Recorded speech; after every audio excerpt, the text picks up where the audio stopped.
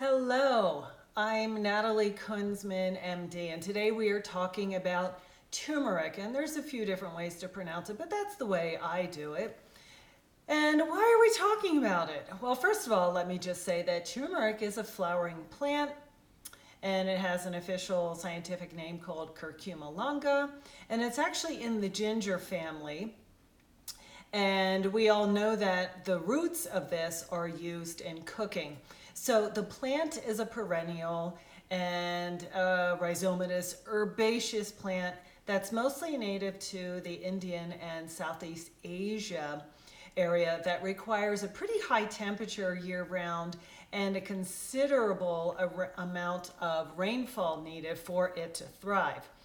So it is actually the yellow portion of the spice curry that gives it its wonderful, almost mustardy and yet buttery type flavoring that goes with it. So it can be considered an anti-inflammatory, and it boosts cognitive health, can support the digestive health, and as I said, the active ingredient that promotes some of these health benefits is curcumin. Now, the curcumin portion of the turmeric root is not very highly absorbed. So you have to be careful when you hear some nutraceutical companies boost a high curcumin percentage of absorption. So let's get into some of the science about how it helps. Well, one proposed mechanism for the anti-inflammatory benefits is the NF-kappa B molecule that travels in the nuclei of your cells and will turn some of the genes on related to that inflammation. And turmeric can favorably affect that. Now, the curcumin of the turmeric also will boost the activity of our body's own antioxidant enzymes.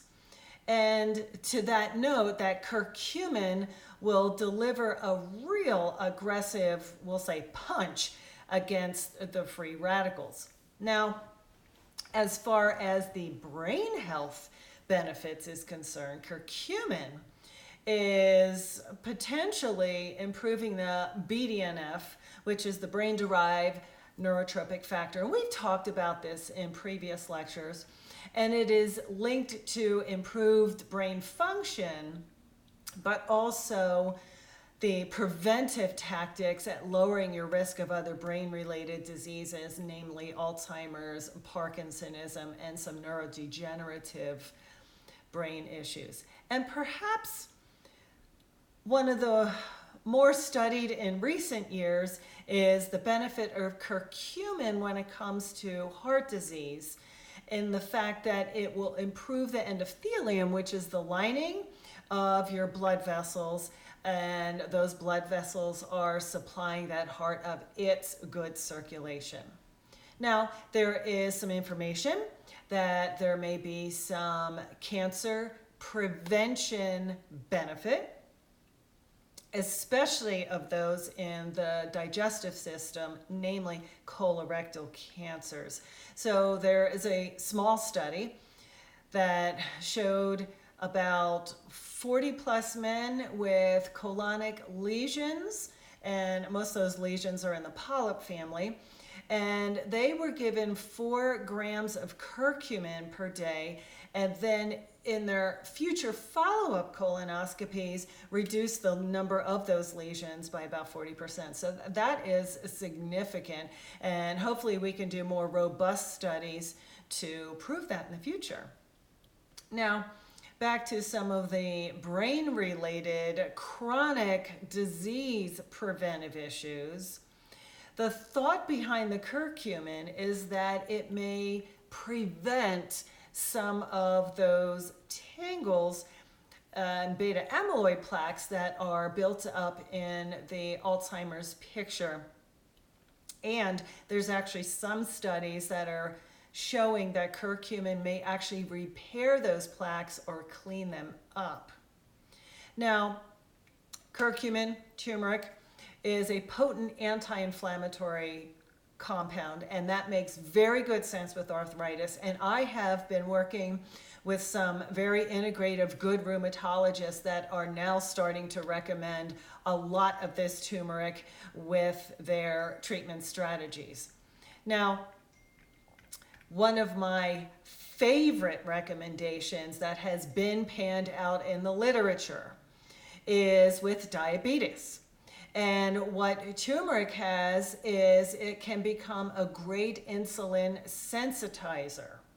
So it helps the body use its own insulin better, especially in some of the pre-diabetic conditions, the insulin resistant picture, and PCOS. And I will use it with chromium picolinate or instead of chromium picolinate, and even potentially some medications such as metformin. I'll typically use about 500 milligrams on a BID basis, which is a twice a day basis.